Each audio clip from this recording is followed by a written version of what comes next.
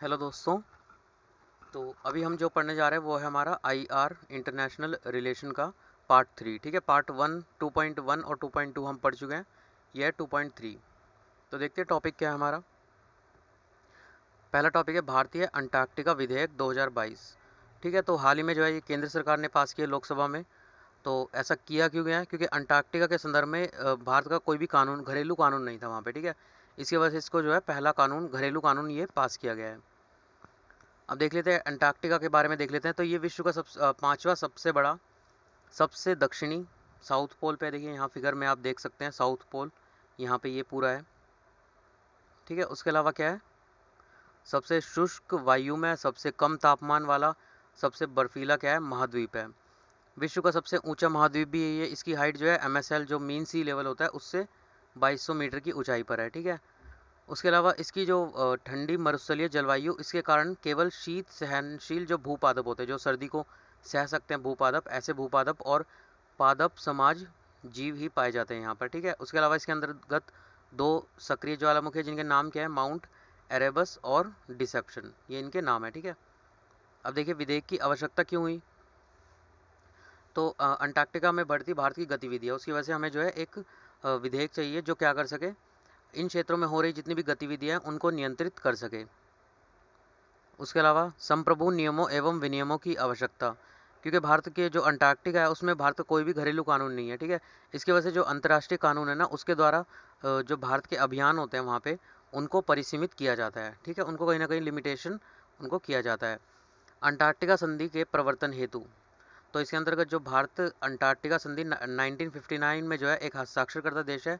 इसके अनुसार जितनी भी वहाँ पे जो ये संधि है वो गैर कानूनी गतिविधियाँ उनको रोकती है एक तो, और उसके अलावा जो उन गतिविधियों पे जांच करने का प्रावधान है उनको ये लागू करना अनिवार्य बना देती है। ठीक है, इसलिए यह विधेयक संधि उसको जो है वैधता प्रदान करेगी। जो 1959 में संधि पर हस्ताक्षर किए थे उसको ये वैधता देगी। ठीक है, उसके अलावा भारतीय न्यायालयों के क्षेत्राधिकार को अंटार्कटिका तक विस्तारित करेगी। ठीक है, वर्तमान में जो भी कोई भी भारतीय जो अभियान है उसके दौरान किए गए जो अपराध होंगे, ठीक है, भारतीय अभियान जो अंटार्कटिका में होगा उसके दौरान किए गए जो अपराध होंगे उनके लिए कोई भी उपाय उपलब्ध नहीं है। ठीक है, जिससे पर्यावरण के विरुद्ध अपराध भी शामिल हो सकते हैं। इसलिए ऐसे अपराधों के लिए भारतीय न्यायालयों के क्षेत्राधिकार का विस्तार करना अति महत्वपूर्ण हो गया है। अब देखिए अंटार्कटिका का महत्व देख लेते हैं। तो सबसे पहले जीवन के लिए महत्वपूर्ण, ठीक है, जो सूरज की किरणें होती हैं वो क्या करती है, ब्लैक कलर उनको ज़्यादा एब्जॉर्ब करता है, और वाइट कलर क्या करता है, उनको रिफ्लेक्ट कर देता है या फिर परावर्तित कर देता है। ठीक है, इससे धरती का तापमान रहने लायक होता है, और ये पूरा वाइट कलर का ही है।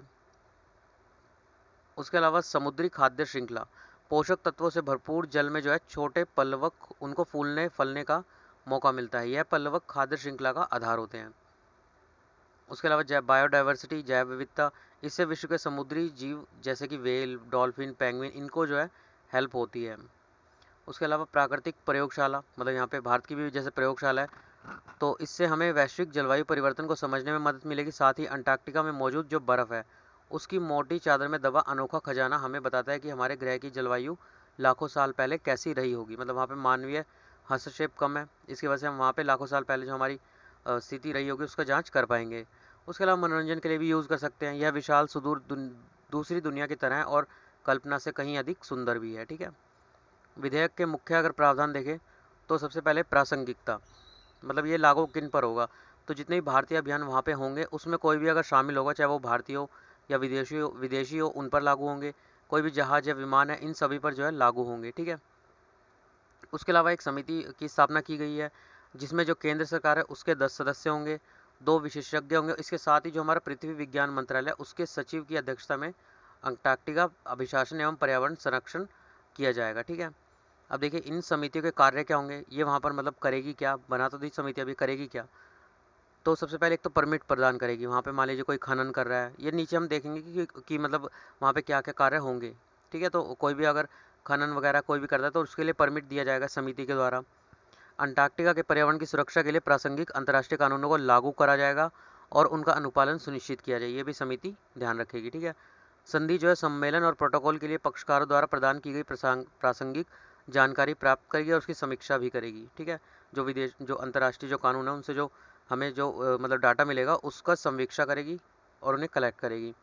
अंटार्कटिका में गतिविधियों के लिए अन्य दलों से फीस शुल्क वसूलने हेतु वार्ता करेगी। ठीक है, मतलब पैसे वैसे वहाँ पे लगाने के लिए चाहिए तो वहाँ से जो अन्य दल होंगे उनसे भी पैसा लेगी। परमिट प्रणाली, तो ये प्रोटोकॉल के तहत किसी अन्य दल को विभिन्न गतिविधियों हेतु परमिट से समिति से परमिट या लिखित प्राधिकरण की आवश्यकता होगी।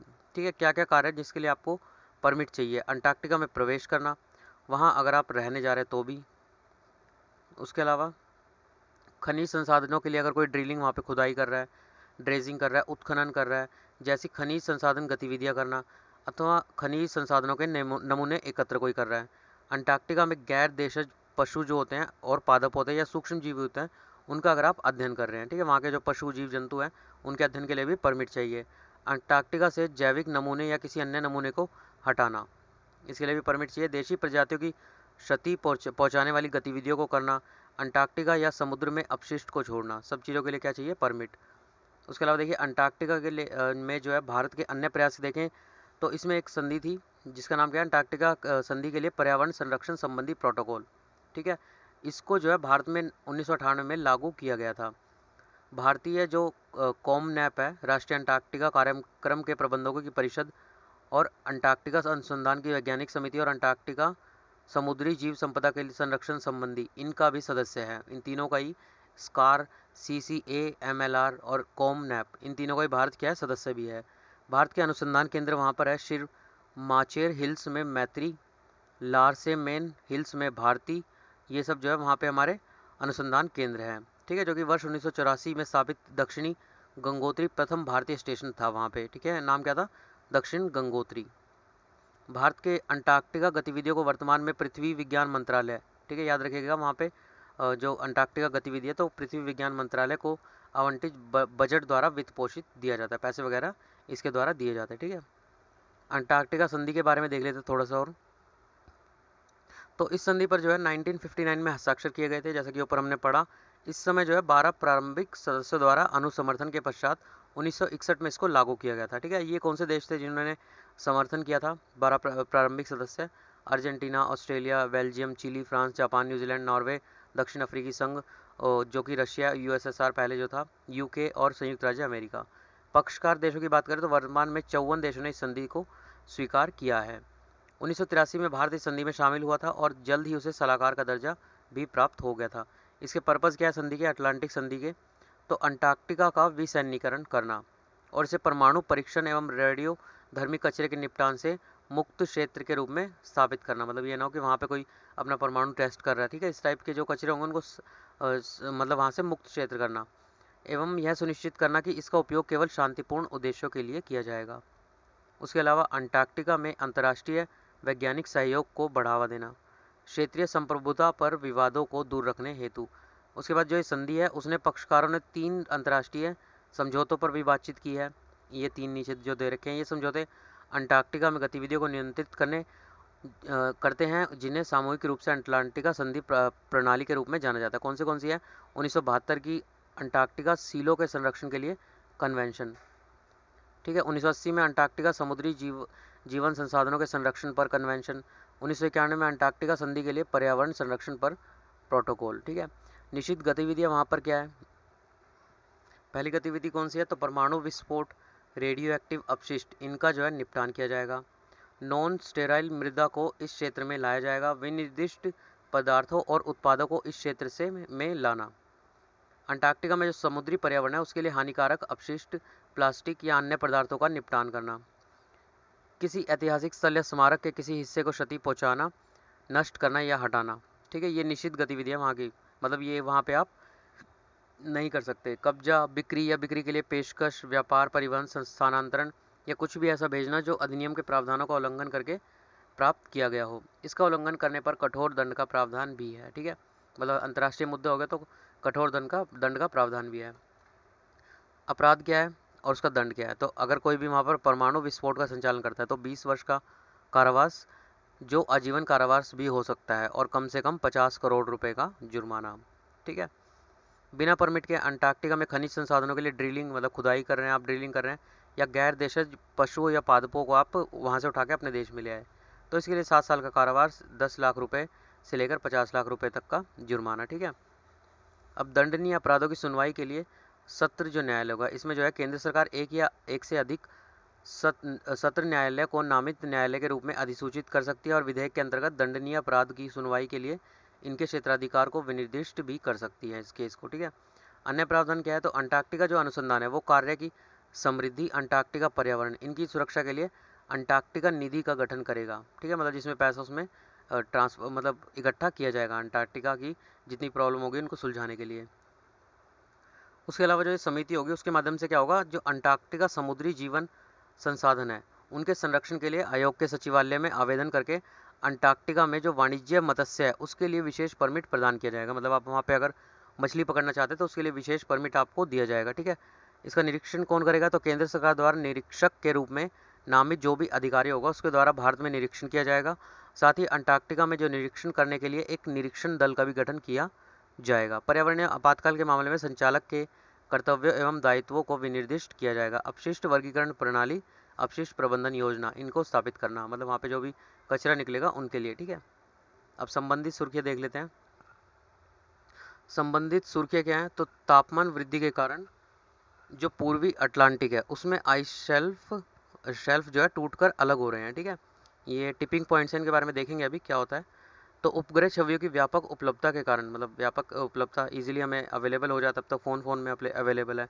तो पहली बार वैज्ञानिकों ने पूर्वी अटलांटिक में कांगर आइस शेल्फ इसको टूटते हुए देखा। यह तापमान में वृद्धि के कारण हो रहा है, जिसमें उत्तरी और दक्षिणी ध्रुव दोनों में विपरीत मौसमों के बावजूद औसत तापमान में अधिक उष्णता पाई गई है, ठीक है। जैसे आपको पता ही होगा पृथ्वी में जो ऊपर और नीचे के अलग अलग वो होते हैं, ये 23.5 डिग्री पे जो है झुकी होती है हमारी पृथ्वी, इसकी वजह से दोनों में अलग अलग क्या बोलते हैं मौसम होते हैं, ठीक है।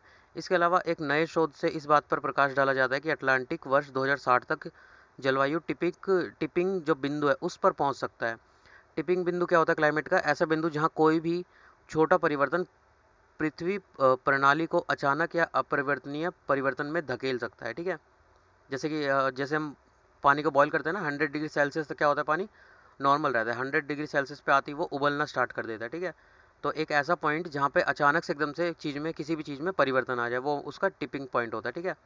जहाँ अंटार्कटिका की बर्फ़ अत्यधिक तीव्र गति से पिघलनी शुरू हो सकती है इस टिपिंग पॉइंट पे, ठीक है। विश्व स्तर पर हमारे 9 क्लाइमेट टिपिंग पॉइंट है, जिनमें से एक पॉइंट जो है अंटार्कटिक बर्फ़ की चादर है। देखिए ये अलग अलग 9 हमारे पॉइंट दे रखे हैं ऊपर। तो ए जो है अमेज़न वर्षावन बार बार सूखा पड़ना, ठीक है। ए यहाँ पे हमारे ये दे रखा है यहाँ पे ए, ठीक है, यहाँ पे बार बार सूखा पड़ रहा है। बी अंटार्कटिका समुद्र की बर्फ़ क्षेत्र में कमी आ रही है। अटलांटिक सर्कुलेशन 1950 के दशक से धीमी गति। बोरियल 1 डी अग्नि और कृत्रिम परिवर्तन। एफ कोरल रीफ जो है, ठीक है, ये ऑस्ट्रेलिया में बड़े पैमाने पर विरंजन दिख रहा है। ग्रीनलैंड बर्फ़ की चादर, बर्फ़ तेज़ी से पिघल रहा है। एच साइज तुषार हिमद्रवण। आई पश्चिमी अटलांटिक बर्फ़ की चादर, बर्फ़ जो है तेज़ी से पिघल रहा है। जे विल्किस, ये जे यहाँ पे दे रखा है जो विल्किस बेसिन, पूर्वी अटलांटिक में बर्फ़ तेज़ी से पिघल रहा है, ठीक है। तो ये आपको आप स्क्रीनशॉट खींच के इसका रख सकते हैं एक जगह पे, ठीक है। हमारे 9 टिपिंग पॉइंट दे रखे हैं यहाँ पे। अब देखिए अगला टॉपिक क्या है, भारत अमेरिका संबंध, ठीक है। तो इसमें भारत और अमेरिका के संबंध दिखाए गए हैं।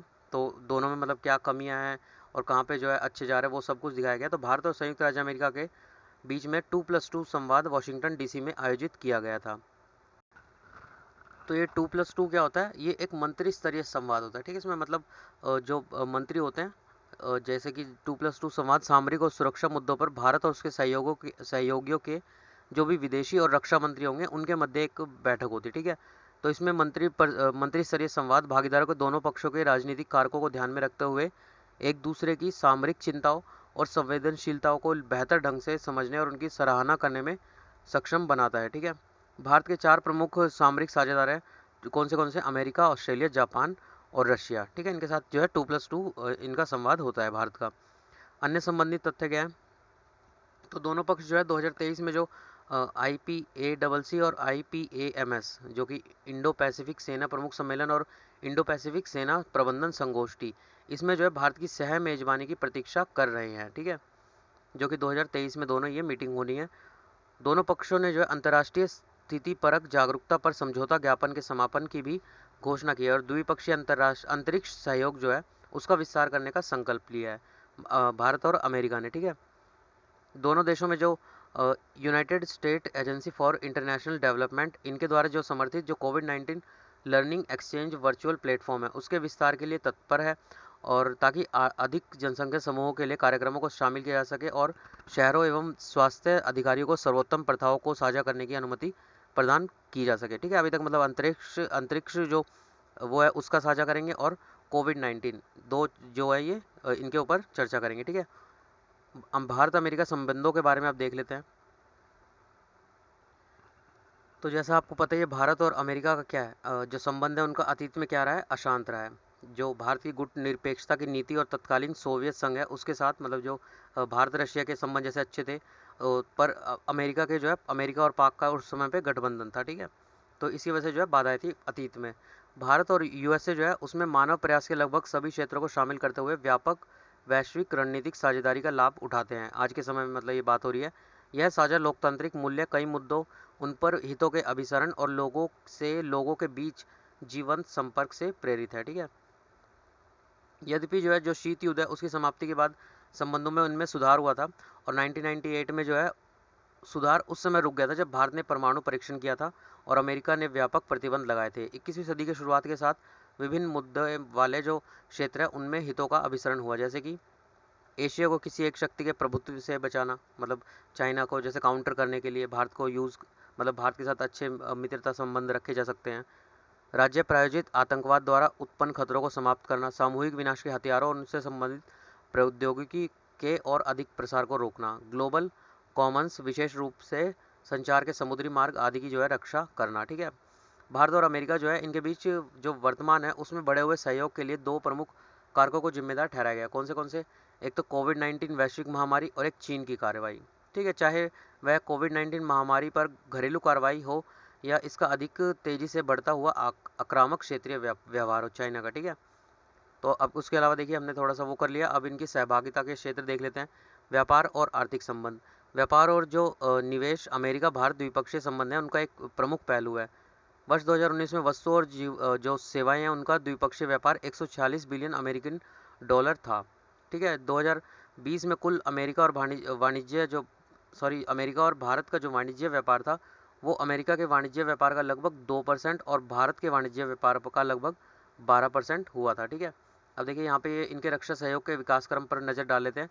2005 में एक असैन्य परमाणु सहयोग पहल पर जो है, एक सेकंड रुकिए, 2005 में जो है असैन्य परमाणु सहयोग पहल पर हस्ताक्षर किए गए। यह एक ऐसी व्यवस्था थी जिसके माध्यम से भारत के पास परमाणु ऊर्जा व्यापार पर अमेरिका द्वारा लगाई गई 3 दशकों की रोक हटा ली गई 2005 में। ठीक है, 2010 में औपचारिक रूप से प्रथम अमेरिकी भारत सामरिक संवाद का आयोजन किया गया 2010 में। 2016 में अमेरिका ने भारत को प्रमुख रक्षा भागीदार का दर्जा दिया। उसके बाद 2018 आया जिसमें भारत का दर्जा बढ़ाकर सामरिक व्यापार प्राधिकरण स्ट्रेटेजिक ट्रेड ऑथराइजेशन टीयर 1 जो है इसको किया गया था। ठीक है,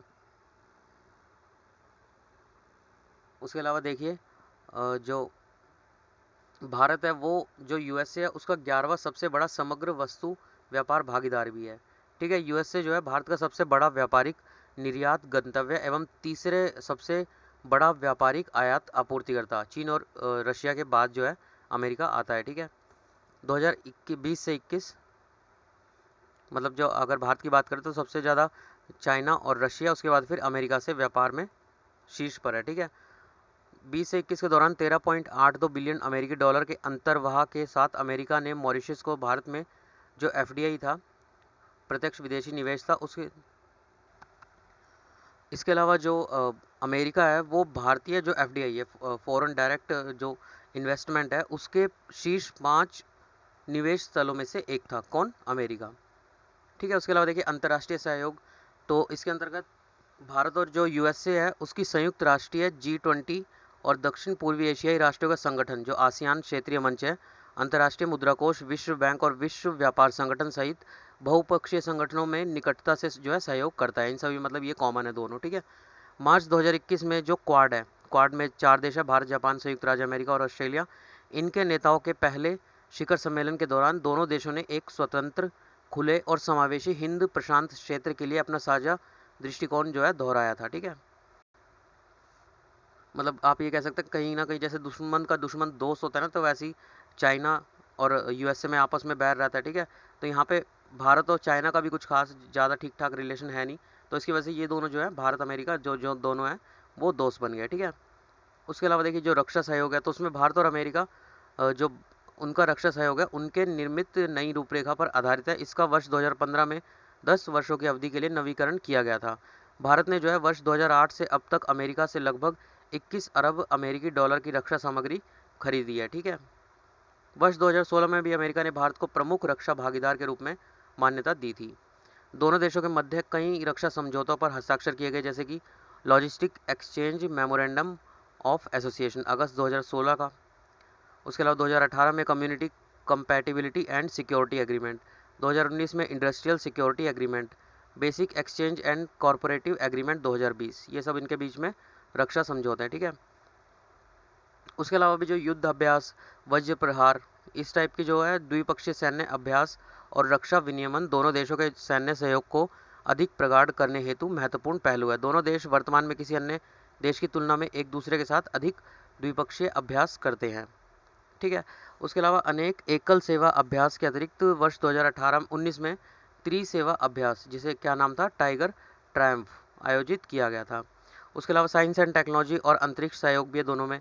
तो इसके अंतर्गत जो विज्ञान और प्रौद्योगिकी में भारत और अमेरिका सहयोग है वो 2005 में हस्ताक्षरित भारत अमेरिका विज्ञान और प्रौद्योगिकी सहयोग समझौते के ढांचे के तहत लगातार बढ़ता जा रहा है, ठीक है।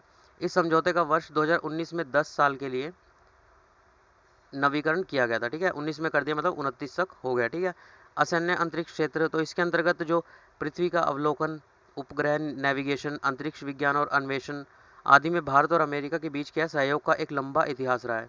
इसरो और नासा जो है पृथ्वी के अवलोकन के लिए निसार नामक एक संयुक्त माइक्रोवेव रिमोट सेंसिंग उपग्रह को विकसित करने के लिए मिलकर कार्य कर रहे हैं, ठीक है। निसार क्या है, अमेरिका और भारत दोनों द्वारा संयुक्त रूप से एक पहल है, ठीक है। मतलब विकसित करें टेक्नोलॉजी उपग्रह। डायस्पोरा लोगों के बीच संबंध, इसमें जो है अमेरिका में लगभग 4.2 मिलियन भारतीय अमेरिकी जो बाहर से अमेरिका चले गए हैं, जो भारतीय मूल के लोग हैं वो रहते हैं। भारतीय अमेरिकी 3.18 मिलियन जो है भारत में तीसरा सबसे बड़ा एशियाई निर्जातीय समूह है, ठीक है, जो कि भारत मूल के लोग हैं। सहयोग के अन्य क्षेत्र क्या है, शिक्षा, स्वास्थ्य, ऊर्जा, साइबर सुरक्षा, असैन्य परमाणु सहयोग, आतंकवाद, नारकोटिक्स, इससे निपटना आदि, ये सब शामिल है। अब दोनों के बीच में चुनौतियां क्या है दोनों देशों के बीच में। सबसे पहले आर्थिक क्षेत्र, ठीक है। मुख्य असहमति किस पे है, फार्मा पेटेंट, जो पेटेंट कराने वाले नियम है। डेटा प्रवाह, डेटा का प्रवाह हो रहा है जो वो आपने देखा था ना, एक आर्टिकल था जो क्षेत्रीयकरण करने की वो है डाटा को, तो उसमें भी जो कहीं ना कहीं इनके बीच में मतभेद है। ई कॉमर्स, विनियामक परिशुद्धता, इनके संबंध में दोनों के बीच में असहमति बनी हुई है, ठीक है। फार्मा पर क्या है, अब इसको अलग अलग करके बताया गया। फार्मा जो है उस पर अमेरिका जो है लाभ अर्जित करने और निवेश की वसूली के दीर्घकालिक संरक्षण चाहते हैं, जबकि भारत क्या चाहता है, न्यूनतम लागत और अधिक पहुंच चाहते हैं, ठीक है। मतलब किसी को भी जो है जैसे वो कर देते हैं ना, बना देते हैं और फिर पेटेंट करवाना आवश्यक ना हो, ऐसा जो है भारत ये चाहता है, ठीक है।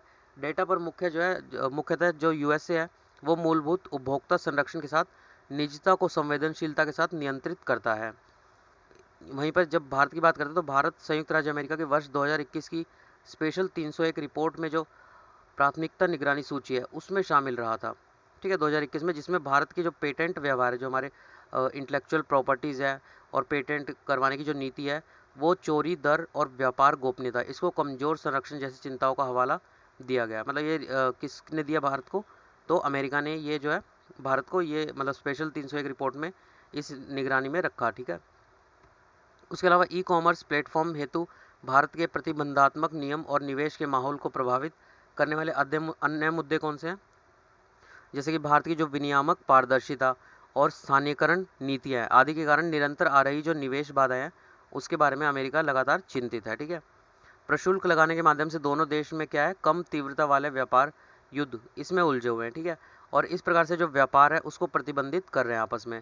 भारत की प्रशुल्क व्यवस्था विशेष रूप से कृषि से संबंधित उसको लेकर जो यूएसए है उसका लंबे समय से चिंतित रहा है। वहीं जो यूएसए है, भारत जो है यूएसए द्वारा जो स्टील और एल्यूमिनियम प्रशुल्क है उसके जारी रखने का विरोध करता है, जो कि 2018 से लागू है, ठीक है। ये मतलब दोनों के बीच में ऊपर वाले पॉइंट तो क्लियर है, वो तो आपको पता चल जाएंगे, पर कहीं पे अगर मतलब दोनों के बीच में मतभेद लिखने को आए तो ये काफ़ी ज़्यादा इंपॉर्टेंट हो जाता है, ठीक है। इसके अतिरिक्त 2019 में जो अमेरिका है उसने जो सामान्यीकृत वरीयता प्रणाली है उसके तहत भारत के विकासशील देश का दर्जा जो था वो रद्द कर दिया था, ठीक है। मतलब इसको कहीं ना कहीं विकसित देश में लाने का प्रयास कर रहा था अमेरिका, ठीक है। क्योंकि विकसित देश में क्या है, जो हमारे जैसे वो होते हैं, जैसे विकासशील देशों को जो है छूट वगैरह ज़्यादा दी जाती है, ठीक है, थोड़ा स्पेशल ट्रीट किया जाता है। वहीं पे विकसित देशों को अपने बराबर का दर्जा दिया जाता है और वो छूट वगैरह उनको कम मिलती है, ठीक है। सामरिक और सुरक्षा क्षेत्र, तो इसमें जो है औपचारिक गठबंधन का अभाव कुछ प्रणालीगत सीमाएं लगाता है जो मतभेदों के रूप में प्रकट हो जाती है। जैसे कि भारत जो है अमेरिका रक्षा प्रणाली में पूर्ण रूप से शामिल होने के लिए अनिच्छुक बना हुआ है, ठीक है। इसका कारण क्या है, गुट निरपेक्षता के लिए भारत की दीर्घकालिक जो प्रतिबद्धता है, ठीक है। बहुध्रुवीय विश्व में भारत के एक ध्रुव होने की भारत की प्राथमिकता भी पूरी तरह से अमेरिका दृष्टिकोण के अनुरूप नहीं है, क्योंकि वह बहुध्रुवीय के लाभों को भारत की दृष्टि से नहीं देखता है। इसके बजाय जो अमेरिका है वो वैश्विक नेतृत्व और अमेरिकी प्रधानता की ही वाशिंगटन के उद्देश्य हैं, ठीक है। इसके अतिरिक्त अफगानिस्तान से जो यूएस है उसकी वापसी को देखते हुए भारत और अमेरिका के बीच आतंकवाद विरोधी जो सहयोग और अधिक कठिन हो सकता है, ठीक है। Countering America's adversaries through sanction act, जो CAATSA काटसा है, यह जो है रूस, ईरान और उत्तर कोरिया, इनमें जो रक्षा खरीद है उसको प्रतिबंधित करता है। इससे संबंधों में एक दुखद स्थिति बनी हुई है तीनों में, ठीक है। यह देखते हुए कि रशिया USA का घोषित प्रतियोगी और विरोधी है, भारत जो है जो रशिया है उसके साथ रक्षा सहयोग का विस्तार और इसकी गहनता जो है USA के साथ भारत की हिस्सेदारी और खरीदारी को जो है जटिल एवं सीमित कर सकती है, ठीक है। मतलब भारत का रशिया की तरफ झुकाव जो है इनके बीच में, अमेरिका और भारत के बीच में कहीं ना कहीं रिश्तों में कड़वाहट डाल सकता है, ठीक है। अमेरिका ने जो S-400 वायु रक्षा प्रणाली जैसे हथियार है उनकी नई जो श्रेणियां उनको लेकर चिंता व्यक्त की है, क्योंकि ये अमेरिका और भारतीय सेनाओं के बीच अंतर संचालनीय और सुरक्षित संचार की संभावनाओं को कम कर सकती है और मौजूदा संवेदनशील हथियार प्रौद्योगिकी के साझाकरण में बाधा उत्पन्न करती है। उसके बाद विश्व व्यापार संगठन के मुद्दों का मतभेद भी है दोनों में। दोनों राष्ट्र कई बार जो व्यापार नियम है उनको लागू करने, एक दूसरे के विरुद्ध व्यापार विवादों को निपटाने, इनके लिए जो WTO है, वर्ल्ड ट्रेड ऑर्गेनाइजेशन है, उसका उपयोग करते रहते हैं, ठीक है। अमेरिका और कुछ जो विकसित देश है वो विश्व व्यापार संगठन के नियमों के तहत विशेष और विभेदक उपचार का दावा करने के लिए स्वयं को विकासशील देश के रूप में नामित करने हेतु भारत, चीन और अन्य देशों की आलोचना भी करते रहते हैं, ठीक है। उसके अलावा वर्ष 2021 में जो है जो अमेरिका है उसने कोविड-19 टीकों के लिए WTO की जो इंटेलेक्चुअल प्रॉपर्टी राइट है वो दायित्वों में अल्प मात्रा में छूट के समर्थन में जो कि भारत ने उठाया था उसमें आवाज़ उठाई थी, परंतु भारत और कुछ अन्य देश कोविड-19 संबंधित स्वास्थ्य उत्पादों और प्रौद्योगिकी के लिए वृहद WTO IPR जो है छूट चाहते थे। मतलब भारत ये चाहता था और अमेरिका जो वो अल्प मात्रा में, वो मतलब कुछ परसेंट छूट चाहता था, पर भारत जो है फुल मतलब वो जाता वृहद मात्रा में इसको छूट दिया जाए ताकि जल्दी से जल्दी दवाई बन सके। समझौता वार्ता के अन्य मुद्दों पर मतभेद बने हुए हैं, जैसे कि ई-कॉमर्स, सीमा शुल्क और मत्स्य पालन सब्सिडी। तो आगे की राह क्या हो सकती है, तो दीर्घकालिक अभिसरण, इसके अंतर्गत जो विभिन्न मुद्दे हैं उन पर भारत और अमेरिका के बीच पर्याप्त असहमति होने के बावजूद दोनों पक्षों के लिए आपसी संबंध बहुत मूल्यवान है, क्योंकि जो अमेरिका है वो एशिया की सुरक्षा और समृद्धि में एक महत्वपूर्ण योगदान करता होने की जो भारत की क्षमता है उसको देखता है, ठीक है। भारत के लिए चीन की चुनौती, क्षेत्रीय और वैश्विक आकांक्षाएं, बहुपक्षीय मंचों पर बढ़ती भूमिका, इन क्षेत्रों में अमेरिका सहयोग पर निर्भरता की बढ़ती स्वीकृति सुनिश्चित करती है कि दोनों देश लंबी अवधि में एक दूसरे का सहयोग करना जारी रखेंगे।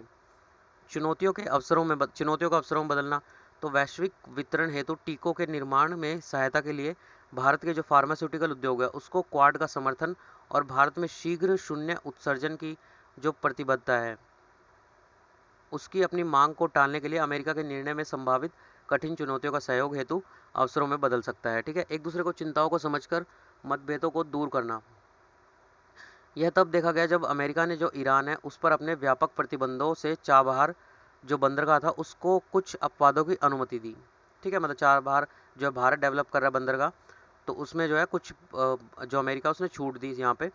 रूसी हथियारों पर भारत की अपरिहार्य निर्भरता को समझा, मतलब हम खरीद ही रहे रशिया से, उसको भी अमेरिका ने समझा। हाल ही में दोनों पक्षों ने यूक्रेन पर एक दूसरे की स्थिति को भी समझने का प्रयास किया। मतलब भारत ने क्या किया, हर प्लेटफॉर्म पे जहाँ जहाँ भी हो गया जो रशिया का ये एक्शन था यूक्रेन के ऊपर, इसको इग्नोर ही किया हर जगह, ठीक है। तो इसकी वजह से भी अमेरिका ने मतलब यहाँ पे कुछ डायरेक्ट उस पर प्रेशर नहीं बनाया। आगे बढ़ते हुए भारत सरकार अमेरिका के साथ अपने रणनीतिक संबंधों को बनाए रखते हुए प्रतिबंधों से बचने के लिए संभावित समाधानों पर बातचीत करने हेतु कुछ राजनयिक पूंजी समर्पित जो है करने पर विचार कर सकती है, ठीक है। इसके अलावा भारत डिजिटल तकनीक और ई कॉमर्स जैसे उभरते क्षेत्रों में भारतीय आवश्यकताओं को समझने और सहयोग हेतु यूएसए में अधिक खुलेपन की अपेक्षा करेगा। भारत ने अपने अद्वितीय इतिहास और राजनीति से उत्पन्न भारतीय मूल्यों की गहराई जो है गहरी समझ भी आवश्यक है। उसके बाद देखिए अगला टॉपिक क्या है, अंतरिक्ष स्थितिपरक जागरूकता, स्पेस सिचुएशन अवेयरनेस। तो ये क्या है, हाल ही में जो हस्ताक्षरित समझौता ज्ञापन है उसके आलोक में अंतरिक्ष भारत अमेरिका संबंधों का एक बढ़ता हुआ और अभिन्न अंग बन गया है। मतलब इसको देखते हैं थोड़ा डिटेल में देखते हैं। सबसे पहले कि एसएसए होता क्या है। एसएसए तो ये जो है अंतरिक्ष में जो पिंड होते हैं उन पर नज़र रखने, उनकी पहचान करने, उनकी कक्षाओं को निर्धारित करने, उस पर्यावरण को समझने जिसमें वे संचालित हो रहे हैं और उनके भविष्य की स्थिति एवं उनके संचालन के लिए खतरों की भविष्यवाणी करता है।